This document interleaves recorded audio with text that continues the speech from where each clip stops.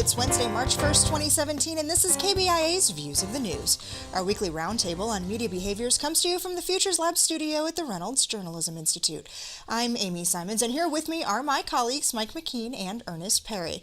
On our program this week, the Trump administration's attempts to crack down on leaks coming out of the White House. Rank the states and where would Missouri land? We'll talk about a U.S. News and World Report feature that has created a definitive list of all 50 states. What was the criteria used for that, and who beat us? Please, please, please don't say Kansas. And this year's Oscars may be the most memorable ceremony to date. We'll talk about what went right, what went wrong, and everything in between. There's a lot more that hopefully we'll get to as well, but we'll start with Friday's limited press gaggle, a more limited off-camera briefing held in Sean Spicer's office instead of the press room. And reporters from the New York Times, Los Angeles Times, Politico, BuzzFeed, and CNN were intentionally excluded. Are CNN and the New York Times not in here right now because you're unhappy with their reporting? And why are they not in here? Because we had a pool and then we expanded it. We added some folks to come cover it. But there's enough room for others. That was my decision to decide, to expand the pool. And we're going to aggressively push back. We're just not going to sit back and let, false narratives, false stories, inaccurate facts get out there. Well, Spicer says not every briefing needs to be televised and not every briefing needs to include every member of the White House press corps, especially when there are pool reporters in attendance. Several news agencies chose to stay out in solidarity, including the Associated Press and Time magazine. And since this happened Friday, The New Yorker is among those who've said that it won't return. Once again, CNN found itself getting some support from a competitor turned increasing ally, Fox News' Shep Smith. For the record, fake news refers to stories that are created, often by entities pretending to be news organizations, solely to draw clicks and views and are based on nothing of substance. In short, fake news is made-up nonsense delivered for financial gain. CNN's reporting was not fake news. Its journalists follow the same standards to which other news organizations, including Fox News, adhere. Senior administration officials regularly speak without attribution so that the public can be informed of what our government is doing. Off the record, just as CNN reports Priebus sent officials to speak off the record against the Russia-Trump campaign reporting. If Shep Smith can stumble, so can I. This administration has said that no one agency's access is ever going to be guaranteed. We saw that this week. Well, and I have to say, thank you, Shepard Smith. Thank you to Chris Wallace and a few other journalists at Fox who are sticking up for their colleagues. Now go tell that to Bill O'Reilly and Tucker Carlson and Sean Hannity and the folks who were on and commentating on primetime. But it is true that Sean Spicer, he's right. You don't have to have everybody in every briefing. These things called gaggles are set up so that, you don't have to have the TV cameras present.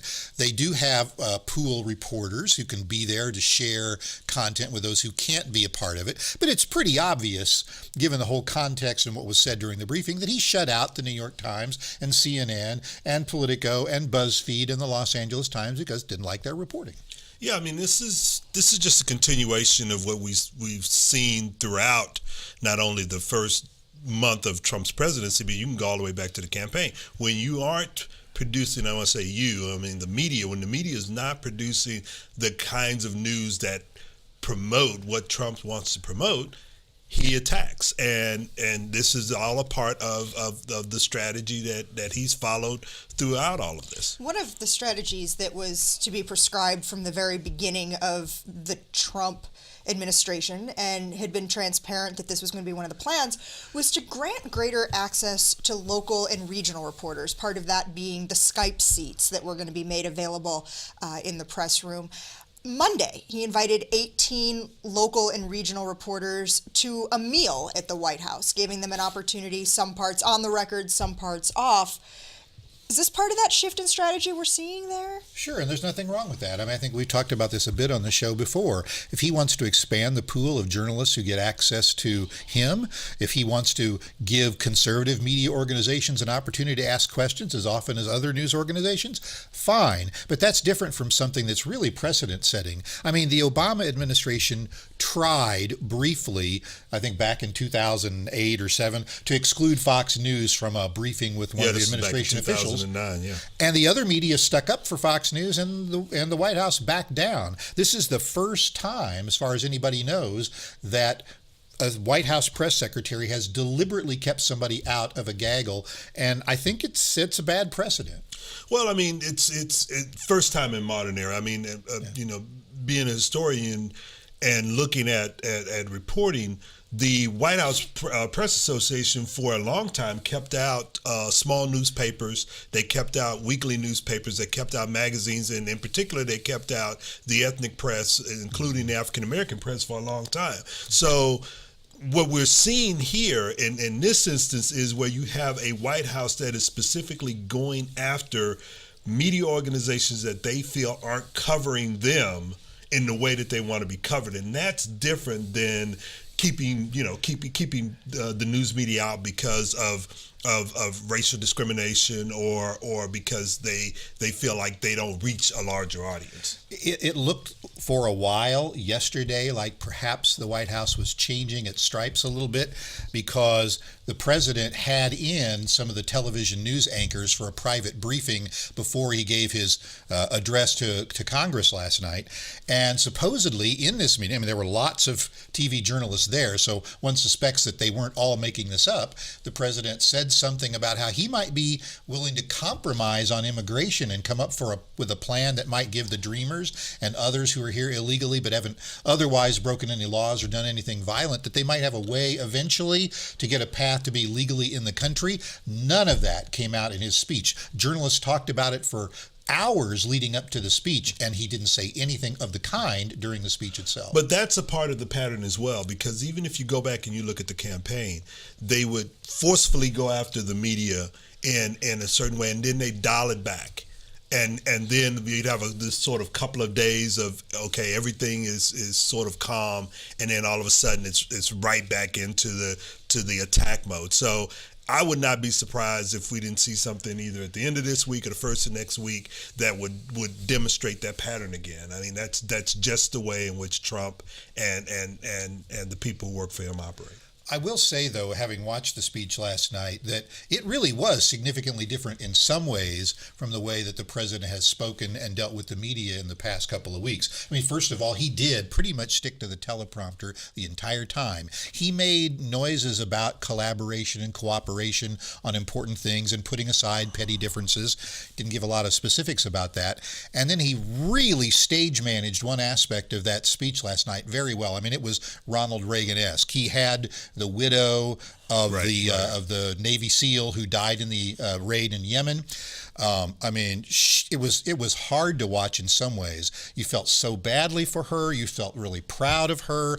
The camera was on her, though, for it seemed like it was 2 minutes. Long time, yeah. Really anguishing. She's praying, she's talking to her dead husband, the tears. I mean, this was quite a moment, because Trump managed with that one effort to get her to sit by Ivanka to probably put down the entire week's narrative about how the father of the dead Navy SEAL was attacking the president, refused to meet him when his son's body came back into the country.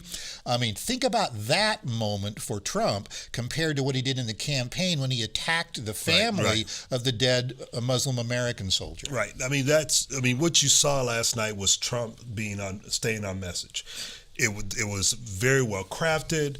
The speech itself was sort of out of line with what we've seen from Trump recently. But now, all of a sudden, you start seeing a more presidential Trump. The question becomes, is that what we're going to see from here on out, or is it going to be the sort of back and forth that we've seen from him in the past? And that is what, at least from the media commentary that I've seen, they're wondering, okay, is this a new Trump, or is this just Trump sort of trying to placate certain parts of the American population that are saying, wait a minute, this is just too confrontational.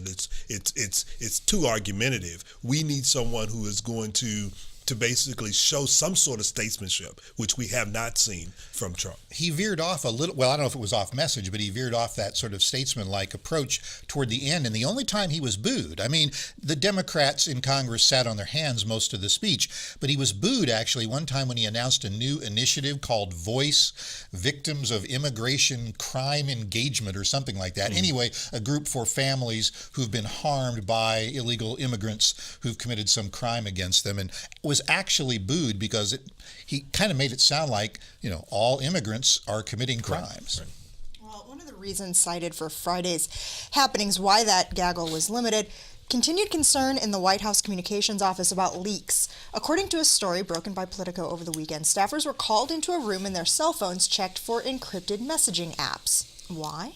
Well, the New Yorker's Ryan Lizza shared this story on CNN.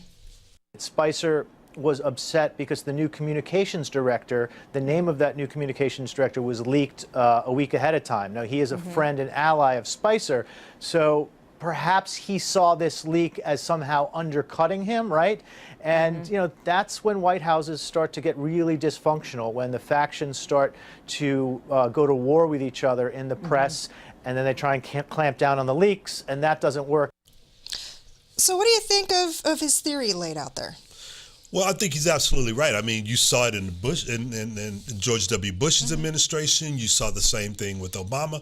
When you have factions within an administration that start to go after leaks, go after people they perceive to have leaks, then all of a sudden you begin to have these sort of tit for tats going on within, and these various cliques start to sort of point out one against the other, and that causes dysfunction. Now, in Obama, he pretty much said no drama. That was one of the few times where you saw drama in the Obama administration, was when they tried this aggressive going after leaks thing. And I mean, it just stopped immediately because it brought up more drama than it did clamping down on leaks. And the same thing is going to happen here. The question becomes, when are they going to figure out, okay, we can't really manage this whole stopping the leaks because thing. The leak came right out of that. Exactly. No more leaks, and then we find out through a massive leak what happened. You have this fighting going on within, and that even creates even more leaks. So that's part of the issue here.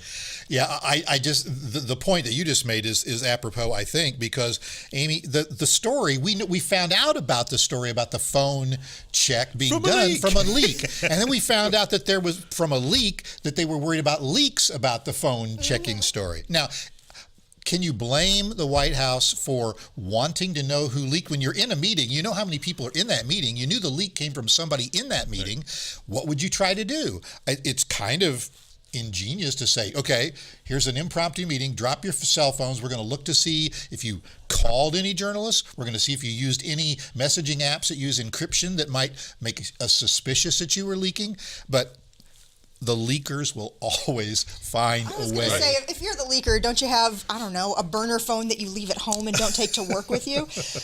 There was an interesting comment that I saw from Dana Perino, who's a former White House press secretary herself, and she kind of made this statement that felt a little bit Shakespearean, that in her experience, she always found that the person who complained the loudest about the leak was usually the leaker. Well, and she's not the first press secretary to say that. Yeah. I mean, it goes all the way back to Clinton now. It's like, look, you can't really stop this. The only thing you can do is sort of try to manage it once the leak gets out there and create a narrative that works in your favor, if that's even possible. But the problem with coming out and forcefully saying we're going to stop leaks is getting people going like, no, you're not, and I'm going to leak that you can't, So, and there's more than a little irony in that. There was an interesting story this weekend in the New York Times where it compared President Trump's behavior when he was in New York and how he managed the New York media by constantly leaking, sometimes using a pseudonym and doing that. And now here we have a situation where trying to manage the White House press corps is a little harder job than managing the New York entertainment media. And that's the fascinating thing I found in that story, was talking about the difficulty that Trump and his people are having in trying to do that. The fact that DC is different from New York because you have all these agencies and you have all these connections, and the media in DC is so fragmented that you can't just go to one source and then hope that everybody else picks up on it. It just doesn't work that way. And the media in D.C. have been there a lot longer than the president, the people in the administrative and they're going to be agencies there have been long there after a lot he's gone. longer. Yep. Well, soon after all of this, President Trump tweeted that he will not be attending the White House Correspondents' Dinner, wished everyone well that night, telling him to have a great evening. The event isn't even until April 29th. Why announce this far out that you're not going to go? Did we expect him to go? I don't know if we did or not. I know we started talking about how different organizations were starting to cancel pre- and post-parties. We've talked a lot in the past about some of the ethical problems surrounding this. I think he thought he did himself and the White House I think correspondents a favor by making that decision early on. Okay. Now they can plan for what should be, we hope, less of what they call nerd prom that it's been for years, right? Right. With all the entertainers and such, and focus more on honoring journalists and awarding student scholarships. It won't be as high profile an event, obviously, but maybe it'll meet the original mission of that. And I think many of those journalists who were participants and who came to the event back when it did focus on those things may decide to come back now that they don't have to go through this sort of impromptu red carpet kind of environment that had become the White House Correspondents' Dinner. I did think it was pretty hilarious that on social media there were several people suggesting Alec Baldwin should sit in for the president. That's not going to happen, but it would be pretty funny if it did. So when you talk about the idea of nerd prom, and one of the reasons that this event has gained such level of notoriety is because it shows up on C-SPAN. It's a way to fill time on CNN on a Saturday night. Do you think there's still going to be the general interest among the public in this? I don't think it will be. I mean, I think what's going to go back to is just C-SPAN covering it, because back in the day, it was just C-SPAN, and then you had CNN that picked up on it, and then you'd have a couple of others because of the celebrity of it and the celebrities showing up. If they aren't there, then there's really no reason, because it takes that star factor out of it, and the whole idea of journalists mingling with political operatives and Hollywood stars and this sort of thing. All that goes away, and it gets back to what the dinner was supposed to be about to begin with. Well, and somewhat selfishly, I mean, we have graduate students who benefit from those scholarships. Right. Do we think that money is still going to be coming in at the same levels or higher potentially without the red carpet aspect? Are people still going to be as interested in going if the Kardashians may not be there? I hope that these news organizations that spent so much money on tables and bussing in, flying in celebrities or whatever will spend some of that money on scholarships. I worry that as it becomes less of a public event, less of a promotional event, less of a ratings driver, that maybe some news organizations will pull back. I hope not, but I worry about that. I hope not. I hope that they will give, because it's, if they really care about journalism and they care about where journalism is going, this is the generation that is going to be engaged in that, and they need to be supported. Okay. With journalism and journalists under attack, we've got to find new ways to reach our audiences and to have them trust us again. For the New York Times, that's coming in part in the form of television advertising. In case you didn't see it Sunday night during the Oscars, here's a spot that ran during that telecast. The truth is, our nation is more divided than ever. The truth is, alternative facts are just plain delusional. The media needs to be held accountable. The truth is, locker room talk is harmless. The truth is, we need to put the safety of the American people. The truth is, we need a full investigation of any ties to Russia.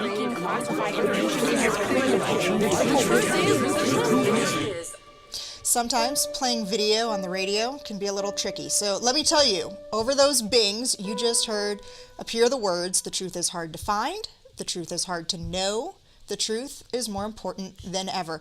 This was the first time in more than a decade that the Times has bought national TV time. Was it effective?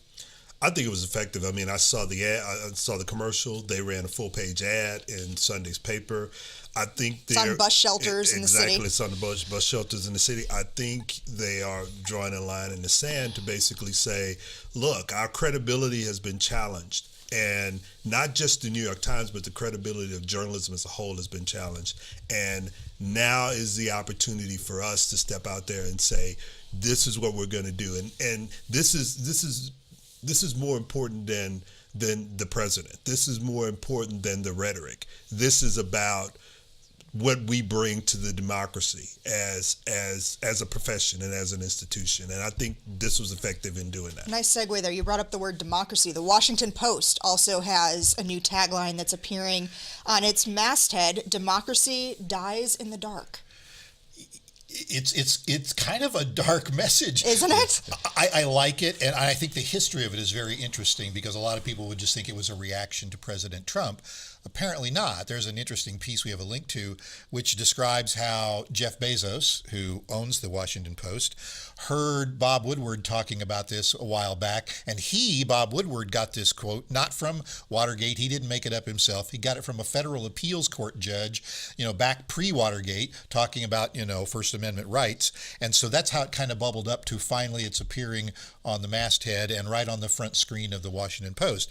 There are a lot of people who think it speaks truth, and there are a lot of people who are making fun of it. I mean, for example, apparently they kicked around a bunch of different ideas before they settled on "Democracy Dies in Darkness." They came up with one that was "Dauntless Defenders of the Truth," which sounds a little maybe too self-promotional. I almost feel like you'd have to put on a cape. Stephen Colbert was joking about it. He said maybe they rejected some other ones instead, like, "No, you shut up." Well, here's the thing. I mean, and I know that people are going to criticize this, but, I do think that the press has gotten beaten up a lot, not just going back to the campaign, but definitely in the first month and a half of the Trump presidency. And this was an opportunity, or at least the New York Times and the Washington Post has looked at it. Here's an opportunity for us to sort of define who we are and to recreate this narrative about who the press is, what we do, and what we stand for, and our role and our place in American society. Mike, I want to give you a second to plug a project that the Reynolds Journalism Institute has been working on, frankly, for more than a year at this point. Yeah, I was going to say, I mean, having a new tagline or a slogan can be useful, but there are also some practical things that news organizations need to do if they're going to engender trust again with users. And we've been working on a project with Joy Mayer for the past year or so, where she's been talking to 14 different news organizations. Some of our students have been a part of this project, and basically they've been trying to test different approaches to communicating with their public to develop trust for local news organizations. I won't, summarize all of it, obviously, but if you go to trustingnews.org, you can get a lot more information about that. Okay. If you have ever enjoyed a state rivalry, whether it be among friends or family, you may be happy to read U.S. News and World Report's newest project, or maybe not. It ranks all 50 states based on thousands of data points, measuring categories like healthcare, government, and infrastructure, and comparing the state's data in an overall rank. There's some heavy-duty calculating going on here. There's some subcategories where Missouri did pretty well. Yeah, and of course that's where we all went to first, right? Let's see where Missouri ranks. Right. And Missouri ranked 37th overall out of 50 states. Not so great. We ranked number 1 in one category, which is kind of interesting, and it relates to our show somewhat. And that was on the Missouri state government providing digital access to information. Number 1 in the country, tied with a couple of other states. We didn't do so well on some other stuff, though. I mean, for example, on health, they found that Missourians don't go to the dentist often enough, we're fat, we smoke too much, and there's lots of ways in which Missouri didn't show up well, but on that one measurement we did pretty well. Yeah, I mean, it was interesting to me that, Missouri ranks high in terms of providing that information, but then when you look at those other things, I mean, health, that relates right back to the fact that we have a high number of people on Medicare and Medicaid, the fact that our cicigarette tax is the lowest in the nation, right? So it might attribute to a lot of the things that you were just talking about, but it's good not to be at the bottom. I mean, we are higher than Kansas in ranking in that list, and some other places. I mean, I am a little concerned about where we rank in education, but I'm not surprised, seeing as though we tend to have a problem when it comes to providing resources for education, both K through 12 as well as higher ed. So far, Governor Greitens hasn't responded to requests to talk about this, but I bet when he does, he's going to pull out one other number that we did well on compared to other states, and that was on our credit rating. Our government credit rating is very high, so good for us. I have to say, though, to Amy, the thing to me is, here's U.S. News and World Report coming out with this. The timing is very good. The time and U.S. News and World Report has had these college and university rankings for a long time, and though some of us in the higher education world think that those measures are not exactly foolproof and that too many universities are trying to gig their numbers artificially, I think this could have a pretty big impact. Well, okay, and before we move on, I do want to say, in the interest of disclosure, the associate managing editor for U.S. News and World Report, who's heading up this project, is a former colleague and friend of mine, Mark Silva, who is behind this. Sunday night, it was definitely an Academy Awards ceremony to remember. Guys, I'm sorry. No, there's a mistake. Moonlight, you guys won Best Picture. Moonlight won. Come on, this is not a joke. This is not a joke. I'm afraid they read the wrong thing. This is not a joke. Moonlight has won Best Picture. Moonlight, Best Picture. Okay, so we all know I didn't stay up late enough to see that, but when I first heard it, when I woke up Monday morning, my first thought was, for real, Steve Harvey's not the only one to make this mistake. Yeah. I mean, this is not good for PricewaterhouseCoopers. I mean, it's because people stayed up just to find out who won that, and then they, everybody's thinking La La Land. Okay, the predictors are right. They're already making the speech, and boom, the guy runs out and says, "No, wait a minute, it's all wrong." And it's like, is this a spoof? Is this like Saturday Night Live going live? Is this Gary from Chicago, like the next part? And what's really funny to me, I mean, I feel sorry for them, obviously, but the guy who was handing out the wrong card had moments before been tweeting a picture he'd taken of Emma Stone when she'd just gotten the Best Actress nomination. Maybe he should have been paying attention to what was written on the envelope. And that's the part I didn't understand, is that, the only envelope that should have been there was that one envelope. Why are the others even out there? Because they had one on each side, and so he got the wrong one. Okay. Although, let's just say that although it was a big mix-up, Moonlight winning the Best Picture was really something. Oh, yes, definitely. So let's touch on that for a second. Oscars not so white? Not this year. But they still have a ways to go. I would not. They're not off the hook. They're not off the hook yet, because I mean it's a systemic problem, and they need to basically show over the course of time that this is an inclusive environment and not just 1 year. 1 year does not make them off the screen yet. I mean, they've got to get it done. Sure, a couple other good things too. The first Muslim American actor to win, for Moonlight, that was great. And OJ Made in America, which is a fantastic documentary that really has very little to do with OJ Simpson. Well, I mean, and ESPN is playing it up. I mean, they reran it right before Oscars. They're rerunning it again now. You're going to see that on ESPN for probably the next 6 months. And it is a good 7 hours or so to watch the whole thing. I would recommend it to anyone who has the time. Speaking of time, we are out of time for this week's program. I invite you to read more about the topics that we talked about on today's program on our links blog under the Programs tab at KBIA.org. Like us on Facebook or follow us on Twitter. Our handle is @ViewsOnKBIA. These are all great ways to watch and listen to our program again. Leave us comments or questions, see previews of what we'll be talking about next week, and more. Our thanks to RJI's Travis McMillan for directing today's show, and to Pat Akers for handling the audio.